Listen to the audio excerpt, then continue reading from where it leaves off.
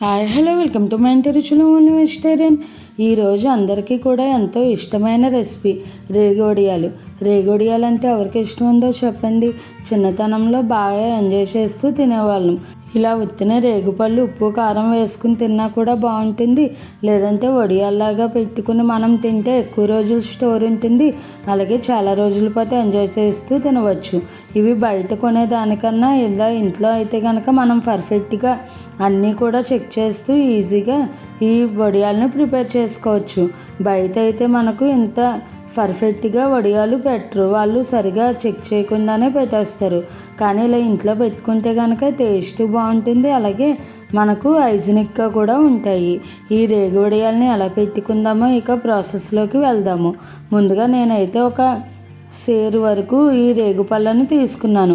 Kgs లెక్కలో వచ్చి ఒక 1 kg వరకు ఈ రేగుపళ్ళు ఉంటాయి. ఈ రేగుపళ్ళు నేను 2 రకాలుగా తీసుకున్నాను. పెద్దవి చిన్నవి కూడా తీసుకున్నాను. పెద్ద రేగుపళ్ళలో గుజ్జు ఎక్కువగా ఉంటుంది, అలాగే పులుపుదనం ఉండదు. చిన్న రేగుపళ్ళలో మనకు పుల్లగా అనిపిస్తాయి. అందుకని ఇలా 2 రకాలు మిక్స్ చేసుకుంటే కనుక పర్ఫెక్ట్గా ఈ రేగొడియాలు టేస్ట్ బాగుంటుంది. ఇప్పుడు వీటిని శుభ్రంగా కడగాలి. 1కి 2 సార్లు వాటర్ పోసుకుంటూ ఈ రేగుపళ్ళను శుభ్రంగా కడిగి తీసుకోవాలి. ఈ రేగుపళ్ళు మనం ఇంట్లో చేసుకుంటే కనుక లోపల పుచ్చు అవి మనం చూస్తాము. అదే బయట అమ్మేవాళ్ళు అయితే అంత చెక్ చేయరు. కాబట్టి ఇలా మనం రేగుపళ్ళు ఇప్పుడిప్పుడే మార్కెట్లోకి వస్తూ ఉన్నాయి. ఇటువంటి అప్పుడు తెచ్చుకుని కొద్దిగా ప్రాసెస్ ఎక్కువైనా కూడా మనం ఇంట్లో చేసుకుంటే కనుక హైజీనిక్గా ఉంటాయి, అలాగే టేస్ట్ కూడా మనకు నచ్చినట్టుగా చేసుకోవచ్చు. ఇప్పుడు ఇలా వాటర్ను వేసుకుని ఈ రేగుపళ్ళు బాగా కడిగిన తర్వాత ఈ వాటర్ అన్నీ కూడా వంపేసుకుని ఇప్పుడు రేగుపళ్ళను శుభ్రం చేసుకోవాలి. ఒక 2 ప్లేట్లు తీసుకుని ఇలా మనం ముందుగా ఈ రేగుపళ్ళను పైన చిన్న ముచ్చుకని తీసేసుకుని ఇలా ఓపెన్ చేసి చూసుకోవాలి. ప్రతి రేగుపండు కూడా ఇలా ఓపెన్ చేసి చూసుకోవాలి. మంచివన్నీ ఒక ప్లేట్లోకి, పుచ్చులన్నీ కూడా ఒక ప్లేట్లోకి వేసుకుంటే సరిపోతుంది.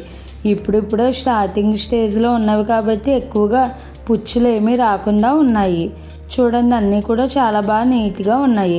అక్కడక్కడ పుచ్చులు ఉన్నాయి కానీ ఎక్కువ శాతం మంచి రేగుపళ్ళే ఉన్నాయి. ఈ ప్రాసెస్లో ఈ రేగుపళ్ళని అన్నిటినీ కూడా శుభ్రంగా ఇలా ప్రతి కాయ కూడా ఒలుచుకుని చూసుకోవాలి. అప్పుడే మనకు పర్ఫెక్ట్గా ఉంటాయి. చూడండి, అన్నీ కూడా పర్ఫెక్ట్గా నీట్గా ఈ రేగుపళ్ళు ఉన్నాయి. ఇప్పుడు ఇవన్నీ కూడా ఇలా ఒలిచేసుకున్న తర్వాత మంచివన్నీ ఒక ప్లేట్లోకి, ఇలా పుచ్చులన్నీ ఒక ప్లేట్లోకి తీసుకున్నా. చూసారు కదండి, అన్ని రేగుపళ్ళకి ఇవే పుచ్చులు వచ్చాయి. ఇప్పుడు ఈ మంచి రేగుపళ్ళని తీసుకోవాలి. గింజలు ఏమీ పాడైన అవసరం లేదు. గింజలతోనే మనకు ఈ రేగు వడియాలు టేస్ట్ బాగా వస్తాయి. ఇప్పుడు ఒక మిక్సీ జార్ తీసుకుని అందులోకి కారానికి తగినట్టుగా పచ్చిమిర్చిని వేసుకోవాలి. నేను ఒక 10-15 వరకు పచ్చిమిర్చిని వేసుకుంటున్నాను. తర్వాత టేస్ట్కి సరిపడా సాల్ట్ వేసుకుని ఇదంతా ఒకసారి గ్రైండ్ చేసుకోవాలి. ఇప్పుడు ఈ పచ్చిమిర్చిని అంతా కూడా ఇలా గ్రైండ్ చేసుకున్న తర్వాత ఇందులోకి తీపికి మనం బెల్లాన్ని యాడ్ చేసుకోవాలి. నేనైతే ఒక 50 to 60 grams వరకు బెల్లాన్ని వేసుకున్నాను. అలాగే 1 teaspoon వరకు జీలకర్రను కూడా వేసుకుని వీటిని అన్నిటినీ మెత్తగా గ్రైండ్ చేసుకోవాలి. పచ్చిమిర్చి బెల్లం కొలత ఏమీ ఉండదు. మీరు తినే కారం స్వీట్నెస్ని బట్టి వేసుకోవచ్చు. నేనైతే పిల్లలు తింటారు కాబట్టి కొద్దిగా కారం తక్కువగానే వేస్తున్నాను. ఇప్పుడు ఇలా ఒక రోల్ తీసుకుని ఇలా కచ్చాబచ్చాగా ఈ రేగుపళ్ళను దంచుకోవాలి. ఇలా మనం చిన్న రోట్లనైనా కూడా ఇలా దంచుకోవడం వల్ల గింజ నలగకుండా ఉంటుంది. గింజలు ముక్కలుగా అయిపోతే కనుక మనం తినేటప్పుడు అంత బాగుండదు. అందుకని నేను మరీ ఎక్కువగా ఈ రేగొడియాలని దంచలేదు.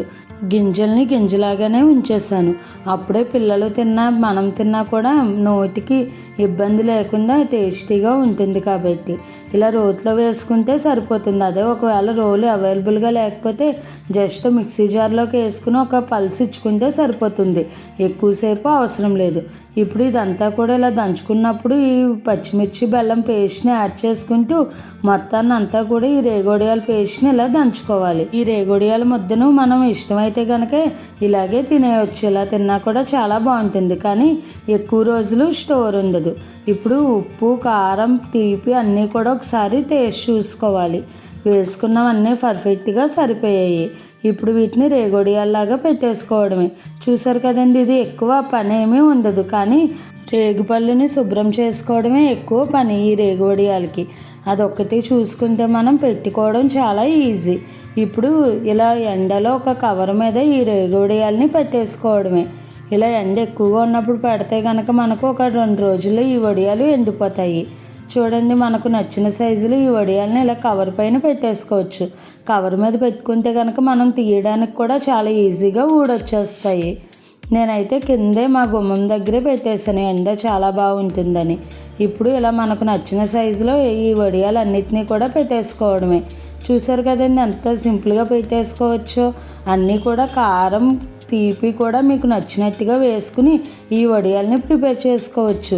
ఇవి ఎండిన తర్వాత మనం స్టోర్ చేసుకుంటే సరిపోతుంది. నాకైతే ఒక 2 రోజులకి ఈ రేగొడియాలు పర్ఫెక్ట్గా డ్రై అయిపోయాయి.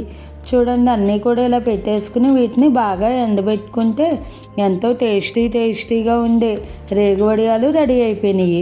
చూడండి ఎంత కలర్ఫుల్గా ఉన్నదో, చూస్తుంటేనే నోరు ఊరిపోతుంది కదండి. రేగొడియాలు అంటే అందరికీ కూడా చాలా ఇష్టంగానే ఉంటుంది. మీలో ఎంతమందికి ఈ రేగొడియాలు ఇష్టమో కామెంట్ చేసేయండి. ఈ రేగొడియాలు బాగా ఎండిపోతే కనుక కవర్కి కూడా అస్సలు ఏమీ అంటుకోకుండా ఊడొచ్చేస్తాయి. ఇలా డ్రై అయిపోయిన ఈ రేగొడియాలని ఒక ఎయిర్ టైట్ బాక్స్లో పెట్టుకుని స్టోర్ చేసుకుంటే చాలా రోజుల వరకు నిల్వ ఉంటాయి. కానీ అన్ని రోజులు ఎవరు ఉంచుతారు చెప్పండి. మనకి మన పిల్లలకి కూడా చాలా ఇష్టం ఈ రేగొడియాలు అన్నవి. బయట కొనేదానికన్నా మనం ఇంట్లో పెట్టుకుంటే కనుక హైజీనిక్గా ఉంటుంది. మనకు నచ్చిన టేస్ట్ మనం ఈ రేగొడియాలని పెట్టేసుకోవచ్చు. మీరు కూడా ఈ రెసిపీని ట్రై చేసి అలా వచ్చిందో నాకు కామెంట్ చేయండి. అలాగే మరిన్ని మంచి టేస్టీ హెల్దీ రెసిపీస్ కోసం నా ఛానల్ని ఫాలో అవ్వండి. ఇంకా మీకు ఏమైనా వెజిటేరియన్ రెసిపీస్లో వెరైటీగా హెల్దీగా టేస్టీగా సింపుల్గా కావాలి అనుకుంటే నాకు కామెంట్ చేయండి. ఈ రెసిపీ కనుక మీకు నచ్చినట్టయితే లైక్ చేసి షేర్ చేసి కామెంట్ చేసి నా ఛానల్ సబ్స్క్రైబ్ చేసుకుని పక్కనే ఉన్న బెల్ ఐకాన్ క్లిక్ చేయడం మర్చిపోకండి. Thanks for watching.